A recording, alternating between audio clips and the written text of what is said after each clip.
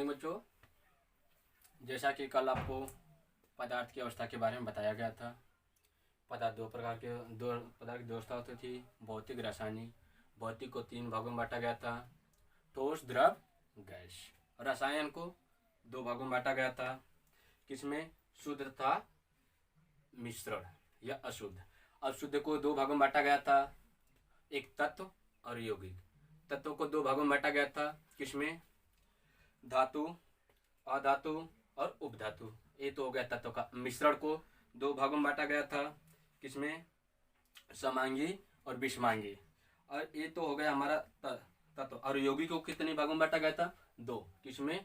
कार्बनिक और अकार्बनिक। ये तो कल का हो गया। अब आज हम पढ़ेंगे दूसरे भाग में पदार्थ के गुण या उसकी विशेषता। देखिए पदार्थ के कितने के गुण के बारे में पढ़ते हैं। तो पदार्थ के बीच रिक्त स्थान होते हैं। क्या होते हैं? पदार्थों के बीच रिक्त स्थान होते हैं। जैसे कि यहाँ पर चीनी और पानी का मिश्रण है, और यहाँ पर कुछ समय बाद हम मिला देते हैं तो यहाँ पे चीनी पानी का मिश्रण बिल्कुल हमें दिखाई नहीं देता है, और जो जल की सतह है वो हमें एक बराबर दिख रही है। तो ऐसे हमें पता चल रहा है कि क्या इन जल और चीनी के बीच में कुछ तो रिक्त स्थान होंगे जिसके कारण वो हमें दिखाई नहीं देते। इसलिए हम कह सकते हैं कि सभी पदार्थों के बीच रिक्त स्थान होते हैं। ये तो हो गया पदार्थों के बीच रिक्त स्थान। अब पदार्थों के कण निरंतर गतिशील होते हैं। क्या करते हैं कि पदार्थ क्या करते हैं, एक स्थान से दूसरे स्थान तक हमेशा गतिशील होते हैं, पर वो हमें कुछ ऐसे पदार्थ होते हैं जो हमारी आंखों से दिखाई नहीं देते हैं। ये तो हो गया पदार्थों के निरंतर गतिशील होने की। अब थर्ड पॉइंट क्या है? पदार्थों के कण एक दूसरे को आकर्षित करते हैं।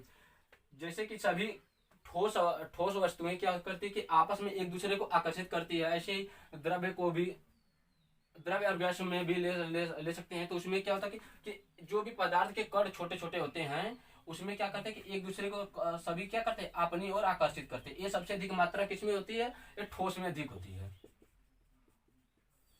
अब इसमें हम देखें 4 पॉइंट, पदार्थों के कण क्या होते हैं? बहुत छोटे होते हैं। कुछ ऐसे पदार्थ होते हैं जो हमें नग्न आंखों से भी नहीं दिखाई देते हैं। तो ये तो हो गया पदार्थ की अवस्था और उसकी विशेषता। ये अब हो गया। अब पदार्थ की अवस्था कितनी होगी? पदार्थ के मुख्य रूप से हमारे क्षेत्र हम लोग लगभग 3 भागों में बांटते हैं। पहले क्या? ठोस, द्रव्य और गैस। ये तो हो गया। पर इसके और एक चौथा होता है प्लाज्मा। एक दिशा में ठोस होता है, द्रव्य होता है, द्रव्य के बाद गैस होता है, गैस एक हमें प्लाज्मा होता है चौथी अवस्था। पर उसका डिस्कशन अधिक नहीं मिलता है। पर ये ठोस और द्रव्य का हमारे आसपास जो भी पदार्थ होते हैं इसी ठोस और या तो द्रव्य या तो गैस के बने होते हैं। आज हम लोग ठोस और द्रव्य के बारे में डिस्कशन अच्छे से करेंगे। जैसे यहाँ गुण और यहाँ पे ठोस, द्रव्य, गैस का है। आकार, जैसे उसका गुण क्या है? आकार। आकार में क्या होते हैं? सभी एक ठोस वस्तुएं क्या करती है? एक ठोस क्या थी आकार में? ये निश्चित होता है। इसका क्या, उसका आकार जो होता है ठोस की, वो आकार का उसका निश्चित होता है। और द्रव्यमान का, ये द्रव्य जो होता है वो क्या होता है? उसका आकार अनिश्चित होता है। और गैस का भी अनिश्चित होता है। आयतन, आयतन देखते हैं तो आयतन क्या होता है? ठोस का निश्चित होता है, द्रव्य का निश्चित होता है और गैस का अनिश्चित होता है। इसका जैसे कहेंगे तो ठोस को हम चाहे जिस आकार में उसको रख देते हैं, जिस आकृति में उसको ढाल लेते हैं, वही हमारा छोटा बड़ा पदार्थ है, उसको टुकड़े टुकड़े कर दिए तो क्या उसी संरचना में अपना हो जाता है। तो उसका क्या, आकार और आयतन दोनों निश्चित हो गए। और द्रव्य की बात करें तो जैसे हम जल या दूध ले लेते हैं तो इसको जिस बर्तन में रखा जाता है उसी के बराबर हो जाता है। इससे क्या बोल सकते हैं कि इसका आयतन तो निश्चित है, मतलब उस बर्तन के भर सकते हैं, पर बर्तन के ऊपर भी डाल सकते हैं जिससे हमें उसका आकार निश्चित नहीं है। अब गैस को तो हम हमारे रूम में हमारे चारों ओर गैस फैली हुई है, जिसका ना ही तो आकार निश्चित है ना ही आयतन निश्चित है। उसको जहां पे रखेंगे वहां पे वो हो जाता है। अब तरलता किसे कहते हैं? जब कोई वस्तु क्या है, तरल मतलब क्या हो गया? पिघली हुई अवस्था में, या तो जो आपस में जैसे एक स्थान से दूसरे स्थान में बहती हो, जैसे जल में हो गया तरलता क्या होती है? ये ठोस क्या होती है? जब ठोस को पिघलाया जाता है तो वो क्या होता है? ये बहता है।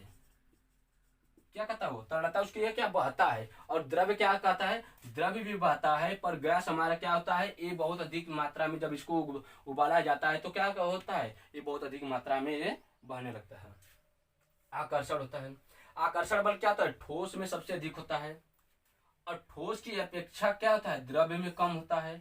और ठोस तथा द्रव्य से दोनों से कम किसमें होता है, गैस में होता है। ये तो हो गया क्या, आकर्षण। अब कणों की स्थिति, कणों की स्थिति क्या थी कि देखिए ठोस में क्या होते हैं, सभी कण क्या होते हैं, एकदम पास पास होते हैं, क्या होते हैं, एकदम पास पास। और गैस में, द्रव्य में क्या होते हैं कि ये थोड़े से क्या होते हैं, ठोस की अपेक्षा थोड़े दूर दूर होते हैं। और गैस में क्या होता है, गैस और ठोस और द्रव्य के दोनों की अपेक्षा क्या होते हैं, काफी दूर होते हैं, लगभग में ना के बराबर होते हैं इसके कण। अब देखिए संपीड़न, संपीड़न किसे कहते हैं, जिसके क्या होता है, जिसको दबाकर या तो उसी अवस्था में दोबारा वापस आ जाए, तो वो क्या हमारा होता है, ठोस। ये संपीड़न, संपीड़न क्या, हम ठोस को, ईंटे को मान लीजिए तोड़ कर क्या वो पुनः अपनी अवस्था में आ जाता है, नहीं। तो इसलिए हम कह सकते हैं कि क्या, संपीड़न हमारी ठोस में एकदम नग्न होता है, लगभग में ना के बराबर होता है। और द्रव्य में क्या होता है, संपीड़न होता है लेकिन क्या होता है, ठोस से थोड़ा सा अधिक होता है। और गैस में क्या होता है, सबसे अधिक होता है संपीड़न। क्यों, क्योंकि हम गैस को गुब्बारे में भर लेते हैं, तो गुब्बारे को दबाते हैं तो क्या होता है, वो पिचकता है, फूलता है, जिसे हम कह सकते हैं कि जो संपीड़न होती है गैस में सबसे अधिक मात्रा में होती है। अब विसरण, विसरण क्या है, ये करने पर, जैसे कि अगर ठोस, विसरण क्या होता है, जैसे अगर ठोस ठोस को मिलाया जाता है, जब पिघलाने पर फैक्ट्रियों में पिघलाया जाता है, तो उस समय क्या होता है, उन सबों में विसरण होता है क्या है, ठोस ठोस का। और गैस में, द्रव्य में क्या होता है, ठोस और द्रव्य का जब विसरण किया जाता है तब उस समय हमारा क्या होता है, नया पदार्थ बनता है। अब गैस में क्या होता है, ठोस गैस गैस का मिश्रण कराया जाता है तब उस समय भी विसरण होता है।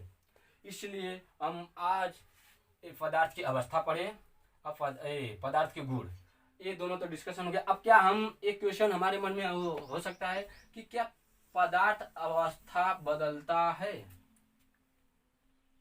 तो बिल्कुल अवस्था बदलता है। क्यों, क्योंकि अभी हम लोग पढ़ेंगे कि पदार्थ क्या करता है, ठोस से द्रव्य, द्रव्य से गैस, गैस से द्रव्य, द्रव्य से ठोस। ये क्या होता है कि हमारा पदार्थ सभी क्या होता है कि अपना अवस्था परिवर्तन करते रहते हैं। इसके आगे का वीडियो कल प्रोवाइड किया जाएगा। धन्यवाद।